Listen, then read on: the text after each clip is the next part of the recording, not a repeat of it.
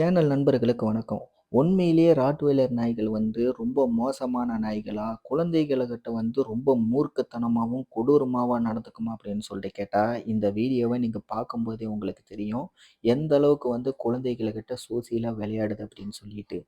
ஏன்னா, நம்ம வளர்க்குற விதத்த வச்சு தான் நம்மளுடைய நாய்களும் அதனோட கேரக்டர் அமையும்.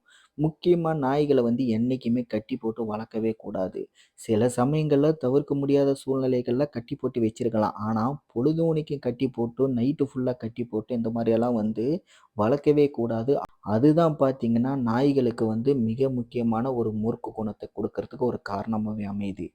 அதுக்கு 2வதா பார்த்தீங்க அப்படின்னா, நெறையா குழந்தைகள்கிட்டயும், அதே மாரி பெரியவர்கள்கிட்டயும் எல்லார்கிட்டயுமே சோசியலா விட்டு பழக்கணும். அது எப்ப பழக்கணும் அப்படின்னா, நாய்க்குட்டி நம்ம புடிச்சிட்டு வரும்போதே, அது குழந்தை பருவத்தில குட்டியா இருக்கும்போதுலேருந்தே எல்லார்கிட்டயுமே சோசியலா விட்டு பழக்குனா மட்டும் தான், அதனுடைய குணம் ஸ்டார்ட்டிங்கில இருந்தே குழந்தை குணமாவே இருக்கும். எல்லார்கிட்டயுமே சோசியலா பழகும். யாரையுமே கடிக்கிற மாரி, எந்த விதமான அசுரத்தனமான, முரட்டுத்தனமான பார்வையில யாரையுமே பார்க்காது. இது எதையுமே தெரிஞ்சுக்காம, சில பேர் என்ன பண்றாங்க அப்படின்னா, ஆரம்பத்தில குட்டியா இருக்கும்போது எல்லார்கிட்டயும் விட்டு வளர்க்காம, வளர்ந்ததுக்கப்புறம் இந்த மாரி பழகுங்க. அது ஒண்ணும் பண்ணாது அப்படின்னு சொல்லிட்டு, தொட்டு பாருங்க, அது பண்ணுங்க, இது பண்ணுங்கன்னு சொல்லிட்டு சொல்லும்போது தான், அது புதிதா ஒருத்தர் நம்மள தொடுறாங்களே, நம்மள அடிக்கிறாங்களோ, தாக்குறாங்களோ, இல்ல நம்மள புடிச்சிட்டு போயிருவாங்களோ அப்படின்னு சொல்லிட்டு ஒரு அச்சத்தால தான் பார்த்தீங்கன்னா, அது எதிர் தாக்குதல் பண்ணுது. இந்த மாரி நடக்கிறதுக்கு காரணமே பார்த்தீங்கன்னா, அந்த நாய்கள வளர்த்த ஓனர்கள் தான். இந்த மாரி சோசியலா வளர்க்காதனால தான் கடைசியா பார்த்தீங்கன்னா, முக்கியமான நேரங்கள்ல இந்த மாரி பிரச்சனைகள நம்ம ஃபேஸ் பண்ற மாரி ஆகுது.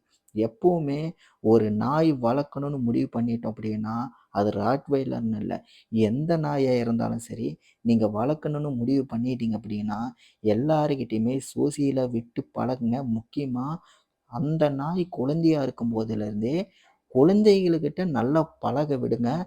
அப்பதான் பார்த்தீங்கன்னா, அதனோட குணம் டோட்டலாவே மாறும். எல்லா குழந்தைகளையுமே பார்க்கும்போது கொஞ்சணுங்கிற மோட்டிவ் மட்டும் தான் அதுக்கு இருக்கும்.